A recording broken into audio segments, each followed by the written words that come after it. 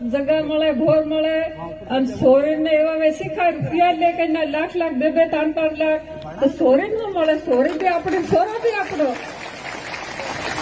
અને માય ઘણા ખરા સાંસદના બી રૂપિયા લઈ લેતી આપણે સોરી શું કરે જગા વેસે કઈ બી કરે એમ કરે રૂપિયા પૂરા કરે સોરીના રૂપિયા શું કાઢ લો સોરી બી આપણે સોરો બી આપણો સોરા અને તે જગા મળે ઘોર મળે અને સોરી નું લે સોરીના રૂપિયા નહીં લેવા જોવે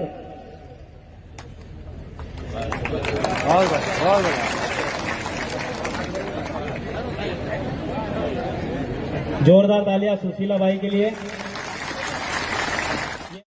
जिंदे डेंट के कोई ताकड़े में तोल दे हाथ ऊपर कर दे, नहीं कर सकते ना। तो पटलियां को सुधारना मतलब इतना कठिन काम है कि हमारे पास बैठे भगत जी हाथ थे क्या लोग को भी गाली हमले उसके बाद भी अभी दम पकड़ रहे, ठीक है ना। तो इनको आदत ही पड़ गई, इनको लोग गाली नहीं देते, इनको ट्रेन नहीं मिलती है। तो उनका ये काम अब उन्होंने मुझे सौंप दिया, तो मैंने भी यही सोचा कि ठीक है कोई दिक्कत नहीं है, समाज की सेवा करना है, ठीक है ना। गालियां तो सुनना पड़ेगी। देखिए आप यदि नौकरी कर रहे हैं तो महीने में तनख्वाह मिल जाती है, दाढ़ की जा रहे हैं तो शाम को दाढ़ की मिल जाती है, खेती कर रहे हैं तो फिर सीजन में हमारे को अनाज मिल जाता है। समाज सेवा का ऐसा काम है कि कुछ भी नहीं मिलता, लोग पेट भर के गालियां बकेंगे, ये आवे से सुधारवा हरू, ठीक है ना। नारा है वो अभी क्या, ठीक है। मैं आपको बता दूं मेरे उस क्षेत्र में ललित भाई कभी आते थे, पीट भाई, वो वहां से अपनी टीम लेके आते थे पूरे समाज को सुधारने की बात करने के लिए।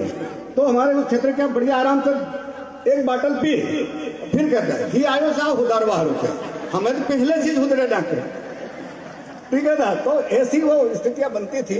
उस जिले से उस गांव का मैं रहने वाला हूं और मैं आपको बता दूं इंजीनियरिंग के पद से रिटायरमेंट हुआ मेरा मध्य प्रदेश शासन में। मैं अपने विभाग का सबसे बड़ा मध्य प्रदेश का इंजीनियर रहा हूँ और सरकार का हिस्सा भी रहा हूँ।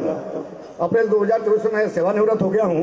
तो जब ये सारी बातें मैं सुनता था और यदि कहीं मीटिंग होती थी जब मेरे से तो कोई कहता था तो वो ये मैं उनको उदाहरण देता था, पहले आप सुधरो फिर उसके बाद दूसरों को सुधारो, ठीक है। तो मैं आपको अपने परिवार की स्थिति बता देता हूँ।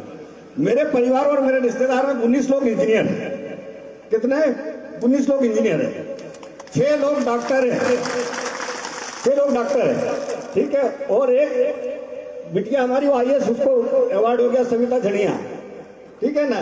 ये हमारे झड़िया परिवार की उपलब्धि है। तो मैं आपके लिए इसलिए मैं बोल रहा हूँ कि पहले हम सुधरें, हमारे परिवार को सुधारें, उसके बाद अपने गांव को सुधारें। फिर मुझे लगा कि नहीं हमने अपनी व्यवस्था तो बना ली, मुझे अपने समाज को भी सुधारना। बहुत सारी चीजें हमारे समाज में, बहुत सारी कुरीतियां हैं, बहुत सारी अव्यवस्थाएं हैं, उनको कैसे सुधारें। मेरे बहुत सारे लोग मेरे बोलने लगे अरे साहब आपका रिटायरमेंट का मजे करो, काहे के लिए तुम इनके झंझट में पड़ रहे हो। अरे नहीं भाई, हमको हमारे समाज के लिए बहुत सारी व्यवस्था करना, बहुत सारा काम करना है, ठीक है। हम नहीं करेंगे तो कौन करेगा। हम सक्षम हो गए इसका ये मतलब थोड़ी है।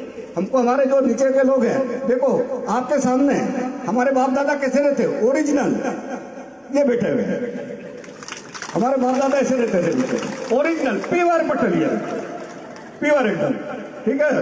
तो हम उनके बीच में से हम निकले हुए हैं, हम भी प्योर पटलिए, ठीक है।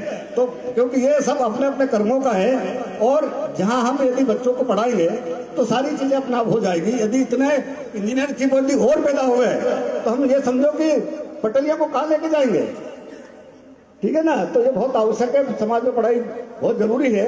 और ये आपको बता दें बहुत कम समय हमको मिला, मुश्किल से तो 30 दिसंबर को हमारा रजिस्ट्रेशन हुआ।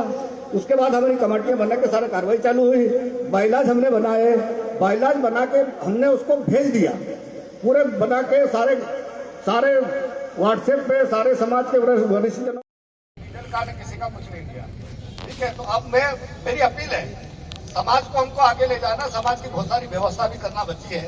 तो आप हमें आर्थिक स्थिति से भी थोड़ा मजबूत करें।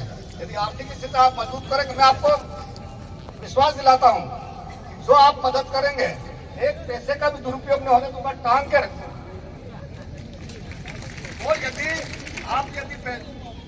लोग मदद कब करते हैं तो भरोसा रहता है, उनको भरोसा रहता है हम जो मदद कर रहे हैं वो गलत नहीं कर रहे हैं, उनका दुरुपयोग नहीं हो रहा है। ये मेरी आपसे बिल्कुल अपील है।